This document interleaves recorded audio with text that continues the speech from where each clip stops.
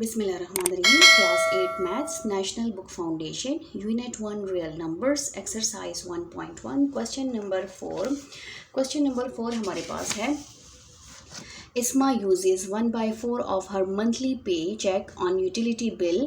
हमारे पास जो इस्मा है यहाँ पर इस्मा जो है वो अपनी मंथली पे में से अपनी जो मंथली तनख्वाह है उसकी महीने की तनख्वाह उसमें से वो जो है 1/4 जो है वो यूटिलिटी बिल में देती है। यूटिलिटी बिल किसे कहते हैं? यूटिलिटी बिल जो है आप अपने घर का जो बिजली का बिल, गैस का बिल, पानी का बिल और जो है टेलीफोन का बिल होता है वो यूटिलिटी बिल में आता है। घर के जितने बिल होते हैं वो यूटिलिटी बिल में आते हैं, ठीक है।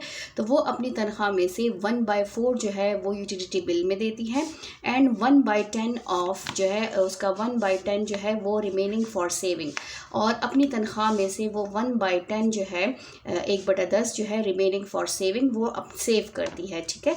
इफ़ हर लास्ट पे चेक वाज ₹6000.80, अगर उसका लास्ट मंथ की तनख्वाह थी वो 6080 थी, 6080 थी, 6080 थी। How much did she put in saving, तो उसने कितने रुपीस सेव किए होंगे, ठीक है। तो हमने ये फाइंड आउट करना है। तो सबसे पहले हमारे पास जो इस्मा की टोटल पे है, पहले हम उसका टोटल पे लिख लेते हैं, या लास्ट पे जो थी उसकी कितनी थी। लास्ट पे हमारे पास थी उसकी 6000। लास्ट पे हमारे पास है इसकी ₹6000.80, ये हमारे पास उसकी लास्ट पे थी। अब उसने क्या किया है, उसने यूज़ किया है किसके लिए? बिल्स के लिए। तो सबसे पहले उसने 1/4 जो है वो बिल के लिए दिया है, तो यहाँ पर हो जाएगा uses for utility, LITY, utility bill. Utility bill के लिए उसने कितना यूज़ किया? 1/4, और इतने अमाउंट में से, तो हमने इतने तनख्वाह में से उसका जो है वो अमाउंट निकालना है, कितना अमाउंट बनता है, ठीक है। अब यहाँ पर क्या हो रहा है, यहाँ पर ये मल्टीप्लाई हो रहा है और डिवाइड हो रहा है, तो यहाँ न्यूमरेटर से मल्टीप्लाई हो जाएगा, ये बन जाएगा 6000.80 डिवाइडेड बाय 4। अब इसको हमने क्या करना है, इसको हमने सिंपली डिवाइड करना है। इसको हम डिवाइड कर लेते हैं, तो डिवीज़न हम यहाँ पर कर लेते हैं। डिवीज़न में हमारे पास क्या है, यहाँ पर हमारे पास है 6000.80, इसको हमने किस पे डिवाइड करना है? 4 पे।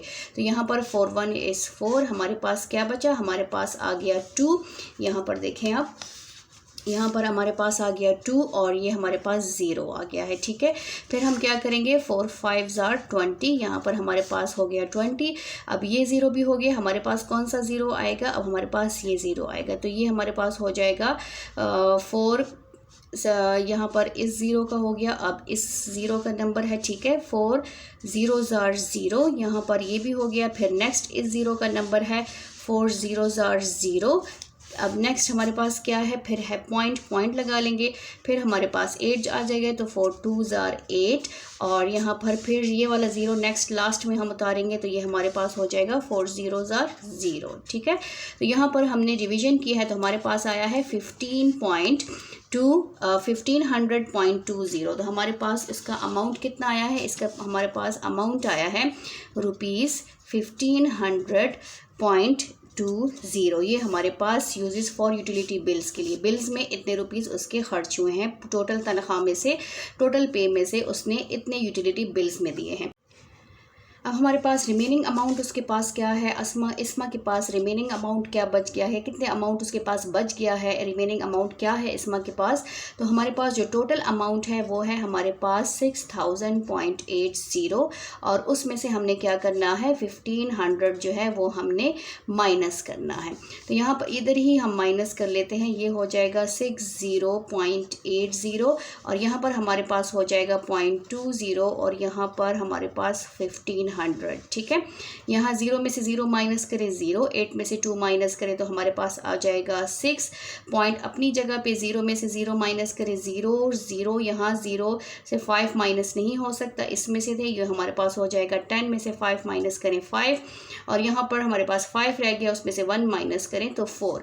तो रिमेनिंग अमाउंट हमारे पास कितना है, इस्मा के पास रिमेनिंग अमाउंट कितना है? रिमेनिंग अमाउंट है उसके पास 45 4500.60, ये उसके पास रिमेनिंग अमाउंट है। अब हमने क्या करना है, अब हमने उसकी सेविंग फाइंड आउट करनी है, ठीक है। सेविंग क्या है उसकी, इस्मा की सेविंग क्या है, तो 1/10 जो है वो सेव करती है अपने रिमेनिंग अमाउंट में से।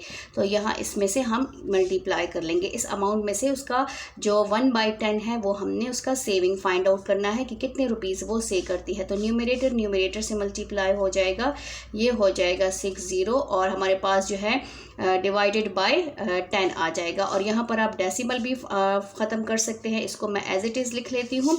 यहाँ पर देखें, यहाँ पर मैं इसको एज इट इज़ लिख लेती हूँ और इसका डेसिमल ख़त्म कर लूँगी तो मेरे पास 10 आ जाएगा।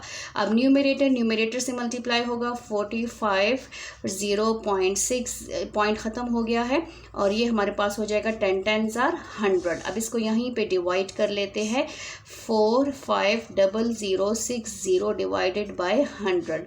100 4s are हमारे पास हो जाएगा 400। यहाँ पर हमारे पास आ गया 5 और यहाँ पर आ गया 50 और यहाँ पर हम क्या कर लेंगे, दूसरे ज़ीरो को भी हम लेकर आ जाएंगे, ये हो जाएगा 500। अब हमारे पास क्या हो जाएगा, 100 5s are 500, ठीक है।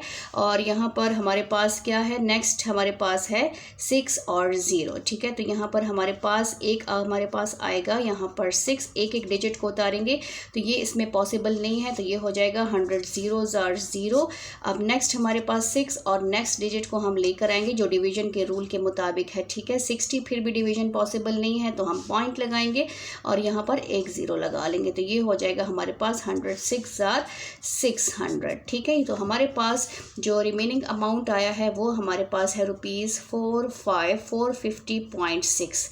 ये हमारे पास सेविंग है उसके, जो इस्मा जो है वो अपने अमाउंट में से, अपनी पे में से जो सेव करती है, बचाती है, वो उसका जो है हमारे पास कितने रुपीज़ आया है, वो है 450.6, ये उसकी सेविंग है। थैंक यू, अल्लाह हाफिज़।